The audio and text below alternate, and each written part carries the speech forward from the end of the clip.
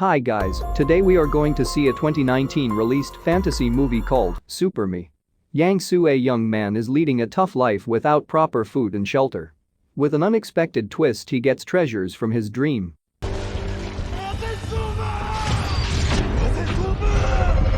However, the twist turns his life miserable once again. Can he overcome that battle or not is the plot, which is told in an exciting way. And once again, welcome back to our channel Bunny Recaps. Let's get into the movie. And we have a pleasant surprise for all of you at the end, so stay tuned. The movie begins with Yang Su, our protagonist, is riding on an express train, and it seems he got drained already. Out of the blue, the shadowy demon appears from nowhere, gets closer to him and locks up his hand, where he can't run away anywhere. The demon then smashes his head down on the train and kills him. Luckily, he wakes up from his worst nightmare. Yang Su is a scriptwriter who is struggling in his life all alone. And around half a year, his everyday nightmare gives him only insomnia and a restless life. The next morning, the house owner knocks on the door and starts yelling at Yang Su. But he escapes through the window. Then he goes to a street food stall and orders food without an egg because he has run out of cash. However, the old man adds the egg for free. While the old man prepares the food, he watches the cafe across the street stall where his teenage crush, Lian, works. Years back, while hanging out with his friends at a bar, he met Lian, who was singing with her band, and there he fell in love with her. In the present, as he sits down to eat, a man approaches him from behind, and Yang Su, seeing him, starts running and drops his meal down while the man chases him back.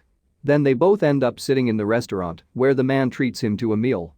Chin, his work partner, has paid in advance for a new script to be written.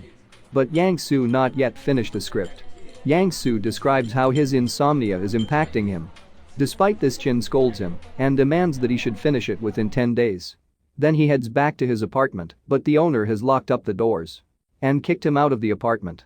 With no other options, he goes to a nearby cafe and tries to complete the script, but due to hunger he falls asleep. Once again, the demon appears behind him and chains his neck, violently banging his head against the table. In an instant, he wakes up from the sleep and realizes that his laptop is missing.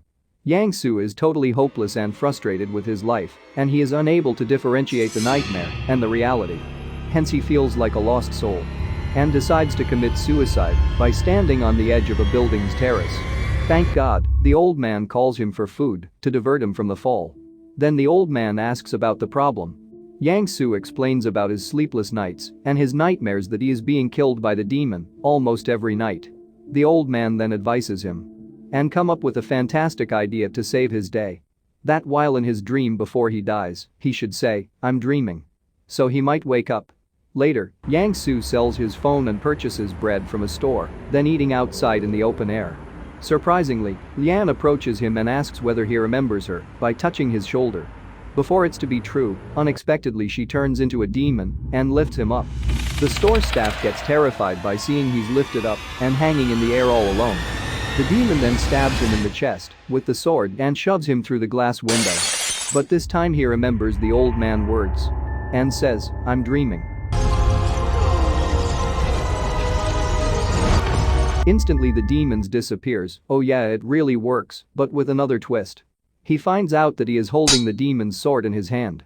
He is so confused about how there would be a possibility of getting things from his dream to the real world. Next morning, he visits the market to sell the sword. And he is taken aback by the high level of interest from buyers. Makes him to realize that the sword is much more valuable than he imagined.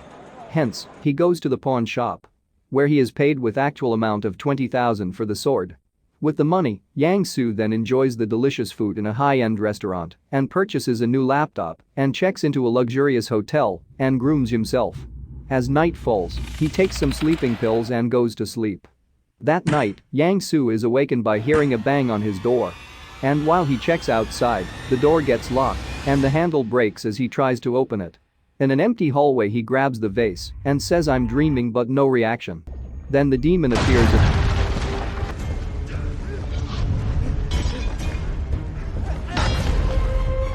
and tosses him away.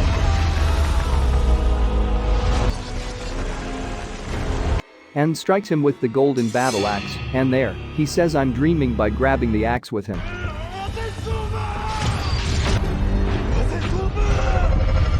He gets up from the sleep by holding on to the axe with cheer. And he sells the axe as well in the same shop. Yo man, you hit the jackpot. Yang Su starts celebrating his life to the fullest extent by getting new clothes, leading a lavish life, and having fun with girls. Tonight he gets into a new tactic. Before heading to bed, he views a museum picture in a book.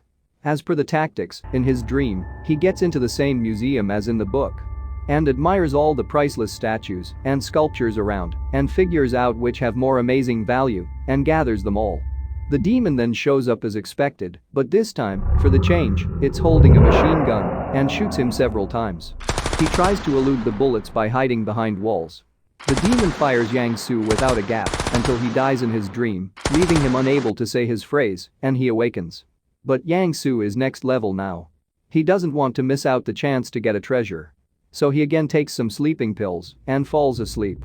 Now in the dream, his dead body vanishes and the new version of him gets in. And he made an outstanding leap and collects all the statues while the demon shoots him. And says his phrase again and he wakes up.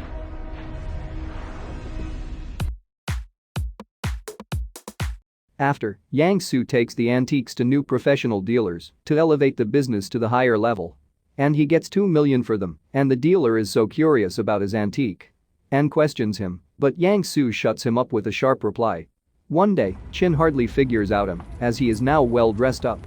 Then Yang Su takes him to a posh restaurant, treats him, and pay back his money while informing him that he no longer writes. Yang Su's feelings for Lian never faded. So one fine morning, he finally walks into the cafe. After ordering a latte, he asks Lian if she recognizes him, but she doesn't. After a short chat, he finds out that the cafe actually for the sale and it's only adds to her debt. Later that night, Yang Su gets drunk with Chin. Then, Chin brings him back to his hotel room. And after placing him in bed, he pretends to leave. Since he is curious to discover the source of his sudden wealth. He checks out Yang Su's belongings for any clue. Meanwhile, Yang Su has another nightmare, jerking on the bed. And awakens clutching a handful of gold jewels.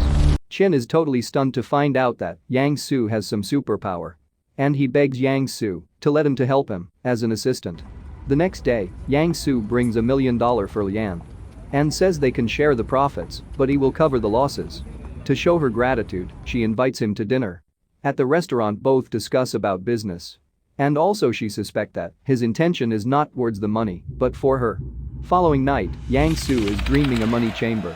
There he collects the wholesome money in the bag. And fights back the demon and knocks out the demon in return. As he is now the master of his dream, he controls every single object and movement. So interestingly, the nightmare turns into gaming.